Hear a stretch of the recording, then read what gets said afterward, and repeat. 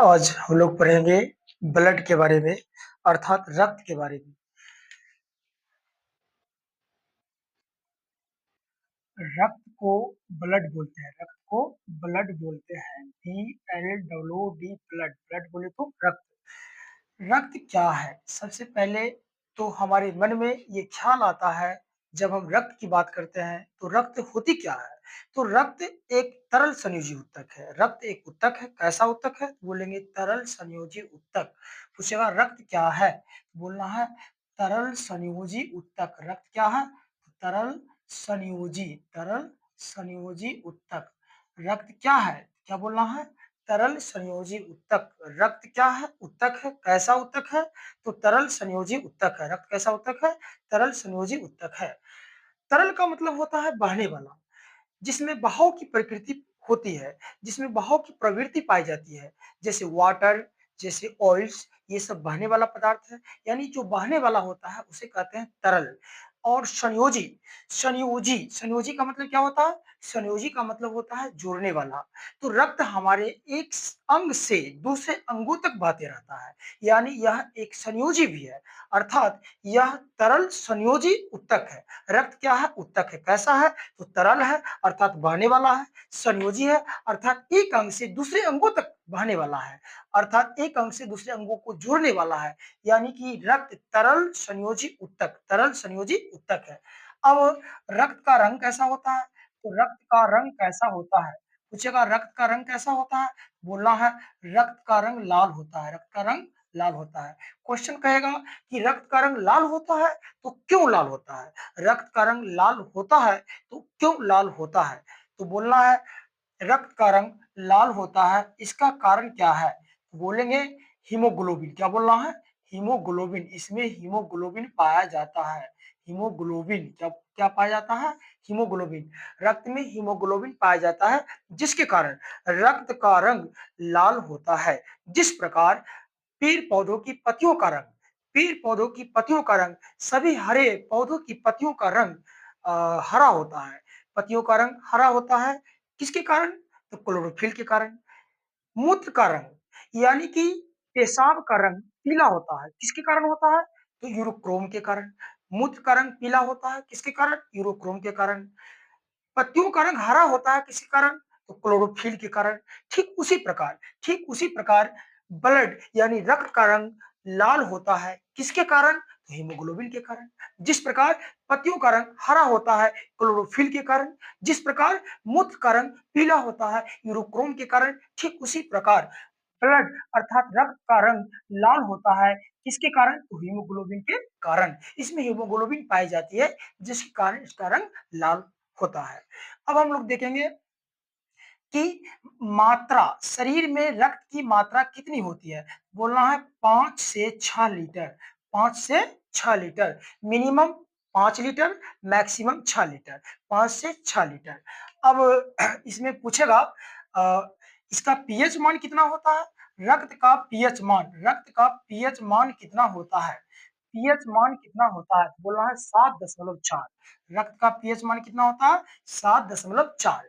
यानी कि इस पावर ऑफ हाइड्रोजन कितना होता है? तो बोलना है 7.4। जिसका पीएच मान 7 से कम रहता है उसे अम्लीय कहते हैं। जिसका पीएच मान 7 से अधिक होता है उसे अ, क्षारीय कहते हैं। और जिसका पीएच मान 7 होता है उसे उदासीन, अर्थात वह उदासीन होता है, ना तो वह अम्लीय होता है और ना तो वह क्षारीय होता है। तो इसका पीएच मान 7 से अधिक है या 7 से कम है या 7 के बराबर है, तो इसका पीएच मान अर्थात ब्लड का पीएच मान 7.4 है, यानी 7 से अधिक है। और जिसका पीएच मान 7 से अधिक होती है वह क्षारीय होती है। वो क्या होती है? क्षारीय। तो बोलेंगे ब्लड की प्रकृति कैसी है? तो ब्लड की प्रकृति कैसी होती है? रक्त की प्रकृति कैसी होती है? बोलेंगे रक्त की प्रकृति क्षारीय होती है। रक्त की प्रकृति क्षारीय होती है। रक्त की प्रकृति क्षारीय क्यों होती है? क्योंकि रक्त का पीएच मान 7 से अधिक है, अर्थात रक्त का पीएच मान 7.4 है, जिसके कारण इसकी प्रकृति क्षारीय होगी। अब हम लोग देखेंगे थोड़ा और डिटेल में ब्लड को और थोड़ा डिटेल में पढ़ेंगे।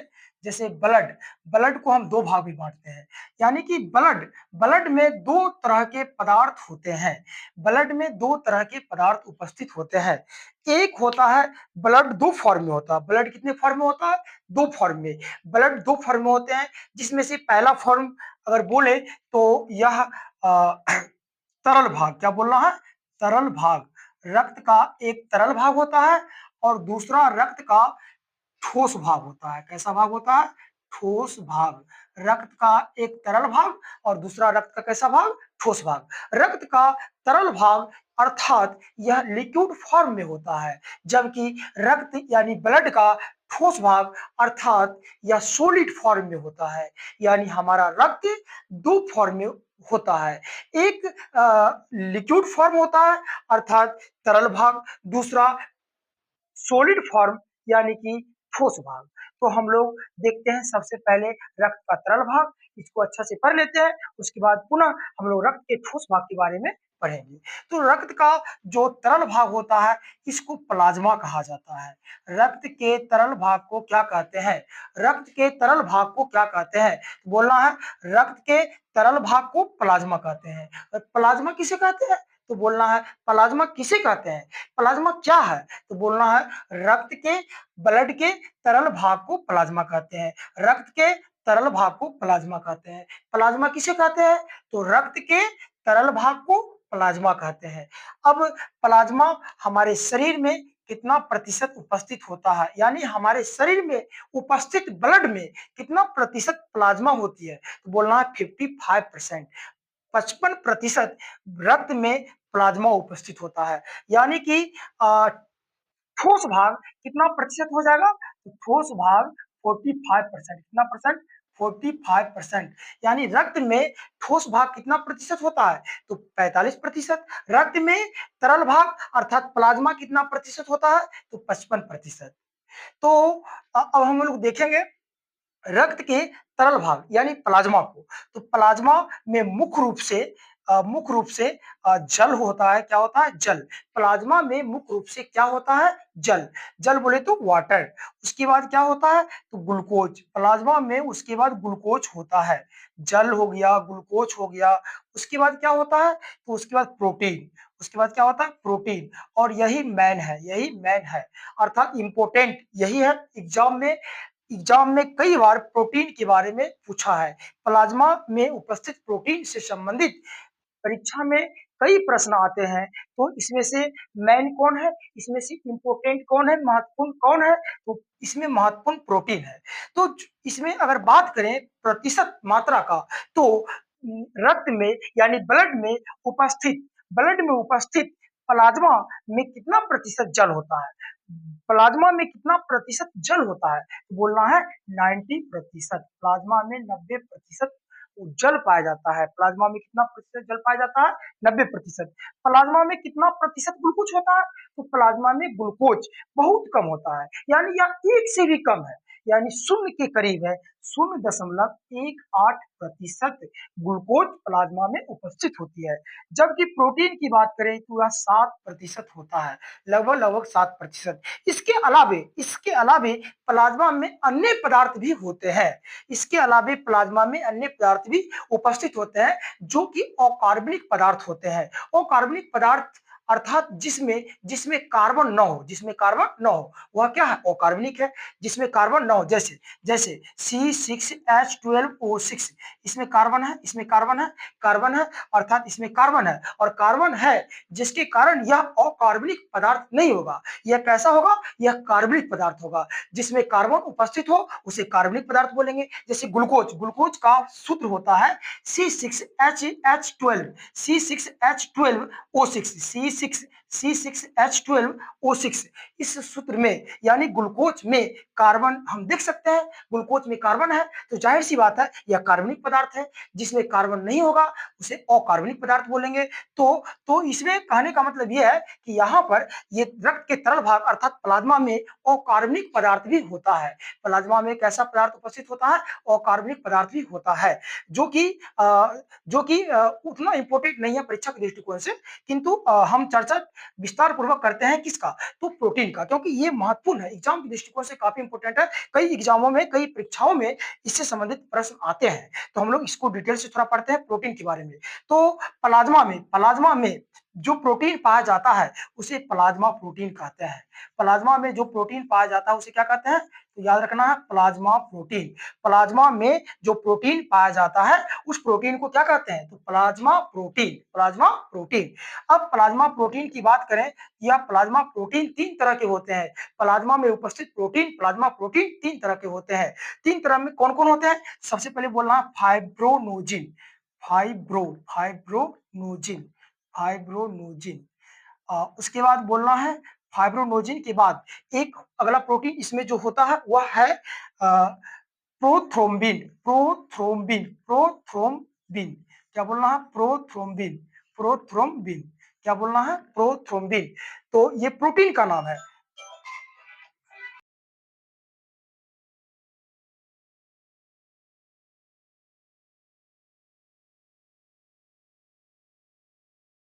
और वो कॉल आ गया था, एक मेरे फ्रेंड थे जिनका कॉल आ गया था, तो वही बात करने लग गए थे। अब हम लोग इधर देखते हैं, तो इसमें हम लोग पढ़ रहे हैं रक्त के तरल भाग अर्थात प्लाज्मा। तो प्लाज्मा के बारे में हम काफी अच्छे से डिटेल में पढ़ रहे हैं, जिसमें प्लाज्मा प्रोटीन बता रहे थे। तो प्लाज्मा प्रोटीन तीन तरह के होते हैं। इसमें एक होता है फाइब्रोनोजिन, क्या होता है?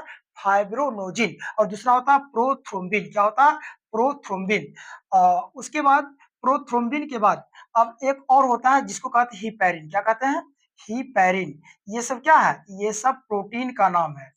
कैसा प्रोटीन? तो प्लाज्मा में उपस्थित प्रोटीन। प्लाज्मा में उपस्थित प्रोटीन को क्या कहते हैं? तो कहते हैं प्लाज्मा प्रोटीन। प्लाज्मा में उपस्थित प्रोटीन है तो प्लाज्मा प्रोटीन बोलेंगे। तो पूछेगा प्लाज्मा प्रोटीन किसे कहते हैं? तो प्लाज्मा में उपस्थित प्रोटीन को प्लाज्मा प्रोटीन कहते हैं। यह कितने तरह के होते हैं? यह तीन तरह के होते हैं। कौन कौन? तो फाइब्रोनोजिन, दूसरा प्रोथ्रोम्बिन, और तीसरा heparin. Fibrinogen number 1 and number 2 prothrombin and number 3 heparin. ये तीनों प्रोटीन का अलग काम है, अलग अलग कार्य होता है। जैसे हम देखते हैं अब ये तीनों के बारे में। उसके बाद हम लोग ये कंप्लीट कर लेंगे रक्त के तरल भाग अर्थात प्लाज्मा कंप्लीट कर लेंगे अच्छा से, काफी बेहतर ढंग से पढ़ने के बाद तो हम पढ़ेंगे रक्त के ठोस भाग यानी सॉलिड फॉर्म को पढ़ेंगे। तो ये फाइब्रोनोजिन, फाइब्रोनोजिन और प्रोथ्रोम्बिन। फाइब्रोनोजिन क्या बोल रहे हैं? फाइब्रोनोजिन, फाइब्रोनोजिन और और और प्रोथ्रोम्बिन। और कौन है? Prothrombin, prothrombin. फाइब्रोनोजिन और प्रोथ्रोम्बिन, फाइब्रोनोजिन और प्रोथ्रोम्बिन, ये दोनों मिल करके रक्त को थक्का, शरीर में रक्त को रक्त को फाइब्रोनोजिन और प्रोथ्रोम्बिन रक्त को थक्का करने का काम करता है। क्या बोलेंगे? फाइब्रोनोजिन और प्रोथ्रोम्बिन का क्या काम है? यह यह रक्त बोले तो ब्लड, रक्त बोले तो ब्लड, यह ब्लड को जमाने का काम करता है। जमाने ब्लड को जमाने का काम करता है। ब्लड को जमाने का काम करता है। ब्लड को जमाने का काम कौन करता है? ब्लड को जमाने का काम कौन करता है? तो बोलेंगे फाइब्रोनोजिन और प्रोथ्रोम्बिन नामक दो प्रोटीन है, प्लाज्मा प्रोटीन है, जो रक्त को थक्का करने का काम करता है। यानी यह रक्त को जमाने का ही काम करता है। जबकि एक और प्लाज्मा प्रोटीन है हिपैरिन, जबकि एक और प्लाज्मा प्रोटीन है हिपैरिन। ये क्या करता है? हिपैरिन जो है यह यह रक्त को यह रक्त को थक्का होने नहीं देता है। क्या बोलेंगे? यह रक्त को रक्त यह रक्त को थक्का थक्का नहीं होने देता है। रक्त को थक्का नहीं होने होने देता है। तो रक्त को थक्का नहीं होने देता है कौन? कौन नहीं होने देता है? ब्लड को थक्का होने नहीं देता है कौन? तो बोलना है हिपैरिन। जबकि हिपैरिन भी प्लाज्मा प्रोटीन है और फाइब्रोनोजिन और प्रोथ्रोम्बिन ये दोनों भी प्लाज्मा प्रोटीन है। तो ये दोनों फाइब्रोनोजिन और प्रोथ्रोम्बिन ये दोनों रक्त को तो थक्का नहीं हो रक्त को तो थक्का करने का काम करता है, किंतु हिपैरिन रक्त को थक्का नहीं होने देता है। यानी कि दोनों एंटी है, एक दूसरे क्या है, एंटी। अब जैसे रक्त हमारे शरीर में बहते रहता है, क्योंकि रक्त एक तरल संयोजी ऊतक है, इसलिए यह हमारे बॉडी में हमेशा बहते रहता है। जैसे ये हमेशा बहते रहता है, तो ये दोनों मिल करके ब्लड को थक्का क्यों नहीं करता?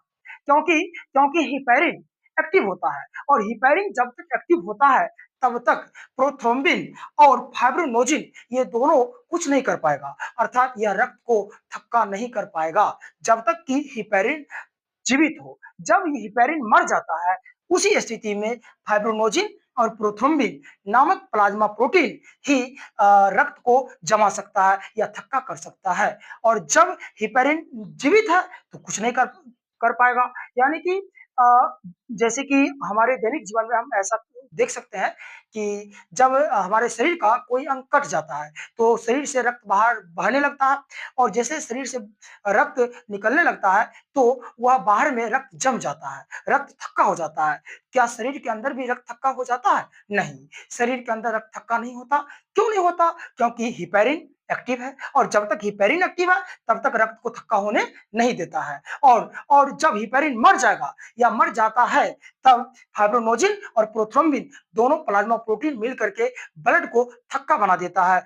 ऐसा कब होता है? जैसे उदाहरण के लिए हमारे शरीर का कोई अंग कट जाता है, तो उस समय ब्लड यानी रक्त शरीर से बाहर निकलता है, और जैसे ही रक्त बहने लगता है, शरीर से बाहर आता है, तो वह रक्त कुछ समय के बाद, कुछ समय अंतराल में ही हम देख पाते हैं कि वो जम जाता है, यानी कि वह थक्का हो जाता है। जैसे ब्लड थक्का होता है, तो इसका मतलब है कि हिपैरिन अब जीवित नहीं रहा।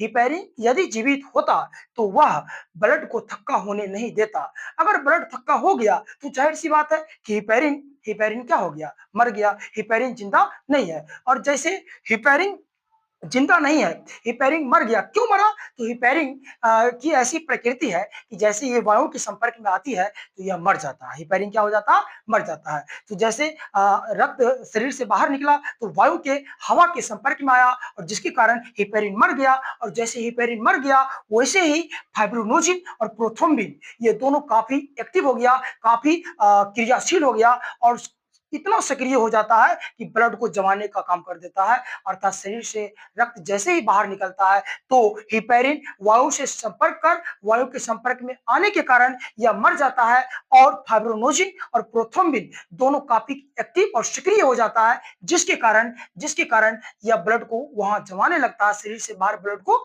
जमाने लगता है, और शरीर के अंदर ब्लड को नहीं जमा पाता है, क्योंकि शरीर के अंदर हिपैरिन हवा के संपर्क में नहीं आ पाता है। हिपैरिन बॉडी के अंदर हवा के संपर्क में नहीं आ पाता है, जिसके कारण हिपैरिन वहाँ जीवित रहता है, और जीवित होने के कारण यह ब्लड को, रक्त को थक्का नहीं होने देता है। तो इसके बारे में हम लोग काफ़ी अच्छे से पढ़ लिए हैं। तो अब आगे पढ़ेंगे हम लोग ठोस भाग, यानी कि रक्त के ठोस भाग, यानी सॉलिड फॉर्म, जो कि रक्त में 45% इसकी मात्रा होती है। अगले नेक्स्ट वीडियो में मिलते हैं, तो आगे पढ़ेंगे।